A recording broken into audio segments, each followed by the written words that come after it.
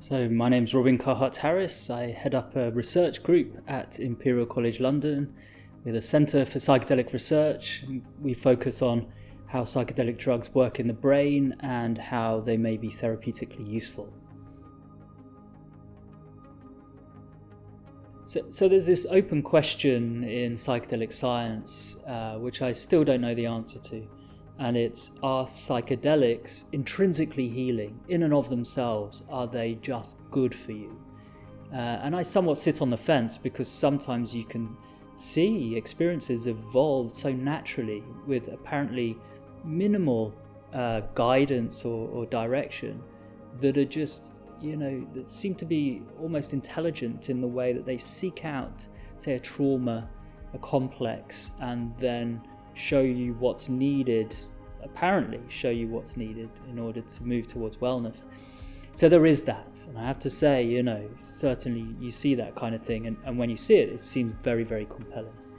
However, it is for me still an open question, because there's a lot that can prime people and move people in a certain direction. You set up a context for seeing these plant medicines as intrinsically good, and I think that's fine. I think, like all things, there's a kind of balance to be had here, and I think that the balance really comes down to things like safeguarding.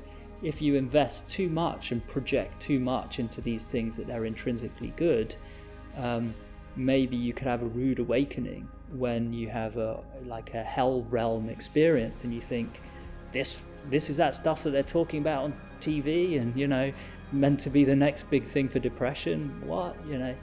That was the worst experience of my life. So like all things, we just need to be mindful of our perceptions and not be too convinced by them, even if they seem really compelling.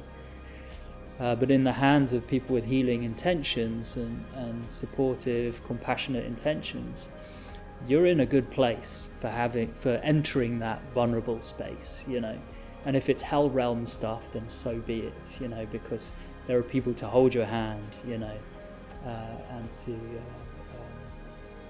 accompany you through this, and you're not alone. And so I'm working on a theme at the moment that I like to call pivotal mental states. And psychedelic experiences are very good examples of these pivotal mental states. Others might be apparently naturally occurring spiritual, mystical, religious experiences that occur for whatever reason. Maybe, a psychological crisis that's been played out, or some hard kind of ascetic practice that you've been doing, even, a silent retreat or something where that emptiness and space has allowed for material to percolate up. Whatever they are, they're big experiences and they're pivotal. And the thing about pivots are that they're there to allow movement in one of two directions, So you can think of moving towards wellness or towards illness. And sadly, that can happen in very rare cases. People, maybe they have taken a psychedelic with no preparation and particular vulnerability, a really adverse environment, stressful environment, and they can go towards, some kind of a negative effect on their mental health. It seems more reliably, particularly in these supportive contexts, that we're much more reliably going to move towards wellness.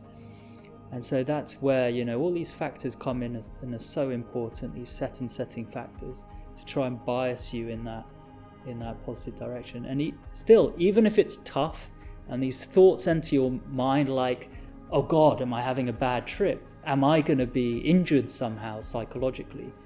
Really, the likelihood is that if you're doing it in a therapeutic setting, this is going to be good. If it's a step backwards to go 2 steps forwards, so be it, but you're on the right track.